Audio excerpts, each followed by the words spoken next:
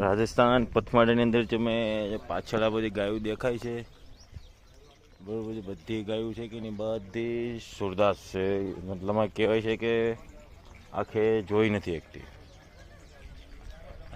જો બધી દેખાય છે પાછળ છે, આ સાઈડ પણ છે। જો આ બધી ગાયો છે ને બધી સુરદાસ છે, મતલબ આંખેથી જોઈ નથી એકત્યું। હસલ કે સાઉન્ડ ઉપર અવાજ થાય ને તો એ આવે છે।